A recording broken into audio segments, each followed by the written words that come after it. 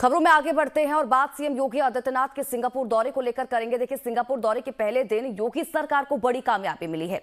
Universal success group के साथ 6,650 करोड़ के निवेश के लिए समझौते हुए हैं। ग्रुप हाउसिंग, लॉजिस्टिक्स और डेटा सेंटर में उत्तर प्रदेश को बड़ी निवेश की सौगात मिली है। जेवर एयरपोर्ट क्षेत्र में 100 एकड़ पर इंटरनेशनल थीम्ड टाउनशिप प्रस्तावित है। टाउनशिप प्रोजेक्ट में 3,500 करोड़ निवेश के साथ 12,000 रोजगार के अवसर पैदा होंगे। तो ये बड़ी जानकारी आप तक पहुंचा रहे हैं। सिंगापुर दौरे पर हैं मुख्यमंत्री योगी आदित्यनाथ और वहां तमाम बड़ी कंपनियों से जो हैं उनके जो बड़े चेहरे हैं उनसे बातचीत करेंगे। मीटिंग्स उनके साथ लगातार करते हुए नजर आते हैं और उसमें सफलता भी देखिए यहां पर मिलती हुई नजर आ रही है। दौरे के पहले ही दिन सरकार को ये बड़ी कामयाबी मिली है। 6,650 करोड़ के निवेश के लिए समझौते हुए हैं। यूनिवर्सल सक्सेस ग्रुप के साथ ये समझौते हुए हैं। ये बड़ी खबर इस वक्त की आप तक पहुंचा रहे हैं। 2 दिन तक सिंगापुर में रहेंगे। अलग अलग कार्यक्रमों में सीएम योगी आदित्यनाथ की मौजूदगी होगी और वहां के जो बिजनेसमैन हैं, जो कंपनीज हैं, उनसे देखिए लगातार बातचीत की जाएगी। ये बताया जाएगा कि उनके लिए यूपी में कितनी सारी संभावनाएं हैं, आगे के जो प्रोजेक्ट्स हैं किन पर वो बात कर सकते हैं, काम कर सकते हैं, जिससे यूपी में भी युवाओं के लिए काफी ज्यादा अवसर, रोजगार के अवसर पैदा होंगे, यूपी का विकास होगा।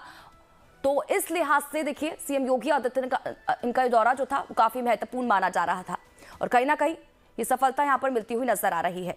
राजीव ओझा ज्यादा जानकारी के साथ हमारे संवाददाता जुड़ गए हैं। सीधा रुख राजीव का करेंगे, जानकारी लेंगे।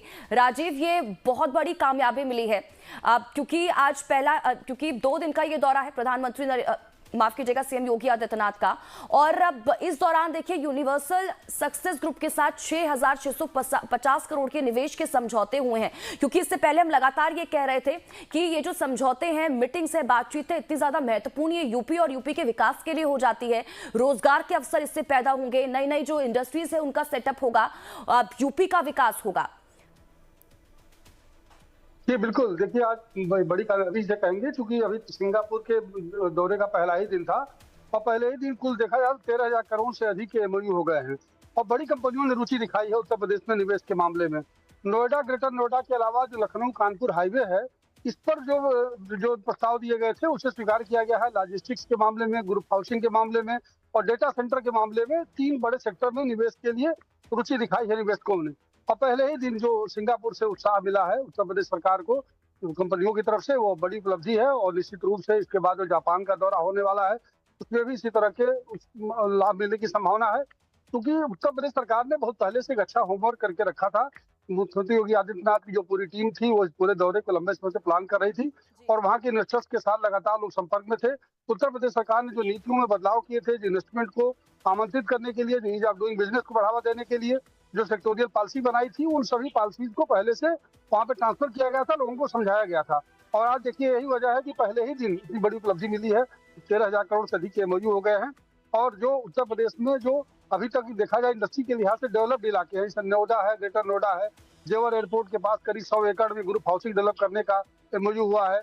इसी तरह लखनऊ कानपुर रोड पर डेटा सेंटर के लिए बात हुई है। तो एक बड़ी उपलब्धि है और 3 बड़े सेक्टर्स में निवेश को आने का पूरा संभावना मिली है यहाँ पर। जी और राजीव, क्योंकि देखिए ये जो एमओयूज हैं, क्योंकि ग्रुप हाउसिंग, लॉजिस्टिक्स और डेटा सेंटर के मामले में ये एमओयूज जो है वो साइन हुए हैं। कहा जा रहा है कि 20,000 से ज्यादा युवा हैं जिनको रोजगार इससे मिलेगा। क्योंकि अभी तो देखिए शुरुआत है, अब यहाँ से देखिए जापान भी जाएंगे और ऐसे में कई महत्वपूर्ण कार्यक्रम भी हैं और भी मीटिंग्स होंगी। तो धीरे धीरे कहा जा सकता है और भी अच्छी खबरें जो है वो भारत के लिए, उत्तर प्रदेश के लिए आने वाली है। जी बिल्कुल, अभी तो सिंगापुर एक दिन और रहने वाले हैं, कल भी रहेंगे और अभी वहाँ जो भारतीय समुदाय है सिंगापुर में, जो प्रवासी भारतीय, उनके साथ भी उनकी बैठक होने वाली है और सिंगापुर के प्रधानमंत्री के साथ भी मीटिंग है पूरे भारतीय प्रतिमंडल की, खासकर जो मंत्री उनके साथ गए हैं दोनों, उनके साथ उनकी मीटिंग होगी और इसमें भी कुछ सरकारी स्तर से भी प्रयास में सफलता मिलने की संभावना है। और कल एक दिन और अभी है सिंगापुर में, कुल 25 कंपनियों से, उनकी कंपनियों के सीईओज के साथ और मतलब टॉप लेवल के जो मैनेजमेंट है उनके साथ उनकी मुलाकात होने वाली है 2 ही दिनों में।